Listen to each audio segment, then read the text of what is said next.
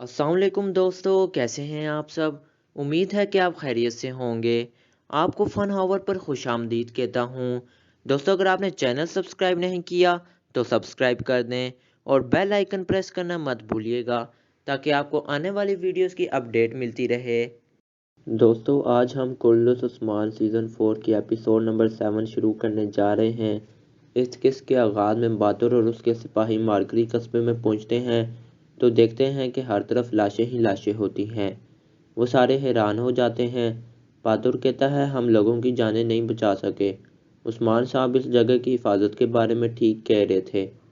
फिर ओलफ और उसके आदमी सामने आते हैं। बहादुर कहता है, तुम कौन हो, क्या चाहते हो। ओलफ कहता है, मैं ओलफ हूँ, तुर्कों का जल्लाद हूँ। फिर बहादुर अपने सिपाहियों से कहता है, सिपाहियों, अगर हम मर गए तो शहीद और अगर जिंदा बच गए तो गाजी। फिर वो हमला कर देते हैं। बहादुर और ओलफ के दरमियान लड़ाई शुरू हो जाती है। एक आदमी दूर से छुपकर उन्हें देख रहा था। ओलफ और उसके आदमी उन्हें मार रहे होते हैं। फिर जंगल में उरहान अपने सिपाहियों के साथ शिकार करने में मसरूफ़ था। कुछ लोग छुपकर उन पर नज़र रखे हुए थे और हमला करने के लिए तैयार थे। फिर उस्मान अपने सिपाहियों के साथ कारा जैसर किले की तरफ जा रहा था। फिर उरहान एक परिंदे का शिकार कर लेता है। कितने में वो आदमी जो छुपकर उन पर नज़र रख रहे थे वो हमला कर देते हैं। वो लोग उरहान के सिपाहियों को मार देते हैं। उरहान भी हमला करके बहुत बहादुरी से लड़ रहा होता है। फिर उनके दरमियान लड़ाई जारी होती है। फिर उनमें से एक आदमी उरहान को कहता है, मैं तुम्हें लेने आया हूँ बच्चे। उरहान कहता है, मेरे साथ बुरा करने वाला अपनी जान से हाथ धो बैठेगा।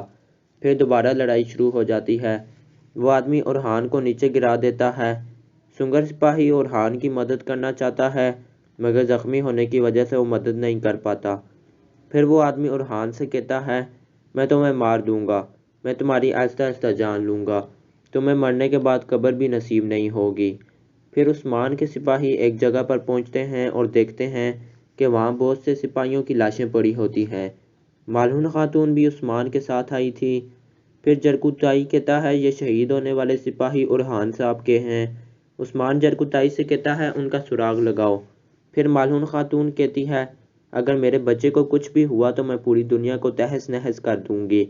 फिर यनी शहर में फैरिक के काफिले के साथ बाजार में पहुंच जाती है। वो अपना भेस बदल कर आती है।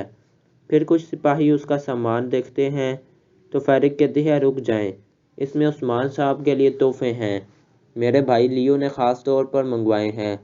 फिर बाला भी वहाँ पहुँच जाती है तो फैरिक कहती है, आप कौन हैं। बाला कहती है, मैं उस्मान साहब की बीवी बाला हूँ और तुम निको की बहन हो। तुम्हारा नाम क्या है। फैरिक कहती है, मैं मार्था हूँ। फिर बाला उसे बाजार में खुशामदीद कहती है और लियो की दुकान के बारे में बताती है। फिर लियो भी आ जाता है और फैरिक से गले मिलता है। फिर बाला फैरिक से कहती है, तोहफ़ों के लिए शुक्रिया मार्था, मगर उस्मान साहब ताजरों के तोहफ़े कबूल नहीं करते। उनकी जो भी कीमत बनती है वो अदा कर देते हैं। फिर बाला फैरिक को सोने के सिक्कों की एक थैली देती है। फैरिक कहती है, जैसा आप बेहतर समझें। फिर बाला वहाँ से चली जाती है। बाला के जाने के बाद फैरिक आहिस्ता से कहती है, उस्मान की प्यारी बीवी बाला खातून, आप मार्था से तो मिल गई, मरते वक्त फैरिक से भी मिल लेंगी। फिर जंगल में उन लोगों ने उरहान को काबू कर लिया था। वो आदमी उरहान पर तशद्दुद करने लगता है। फिर वह उरहान के हाथों की उंगलियां तोड़ने लगता है। फिर वह उरहान का हाथ एक लकड़ी पर रखवाता है ताकि उसका हाथ काट सके। फिर वो आदमी अपना कुल्हाड़ा हवा में बुलंद करता है कि उस्मान और उसके सिपाही पहुंच जाते हैं। वो उन आदमियों पर तीर बरसाने लगते हैं। उस्मान कहता है, इसका वालिद आ गया है, मुझसे बात करो। फिर उस्मान और उसके सिपाही हमला करने लगते हैं और वो कई सिपाहियों का खात्मा कर देते हैं।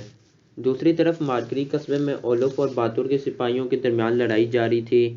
फिर बातुर का सामना ओलफ से होता है और उन दोनों के आपस में लड़ाई शुरू हो जाती है। बातुर बहुत बहादुरी से लड़ रहा था। बातुर के सिपाही शहीद होते जा रहे थे। फिर ओलफ बातुर को काबू कर लेता है और उसे नीचे गिरा देता है। फिर ओलफ झूठ बोलते हुए कहता है, तुम इस गांव में आए, हमारा सोना भी चोरी करके ले गए, इन मासूम लोगों की तुमने जानें भी ली, अब हम तुम्हें सज़ा देंगे। फिर ओलफ के आदमी बातुर को पकड़ लेते हैं। پھر اولف بہادر کے منہ میں تلوار گھسا دیتا ہے اور اسے شہید کر دیتا ہے۔ بہادر کے تمام سپاہی بھی بہادری سے لڑنے کے بعد شہید ہو جاتے ہیں۔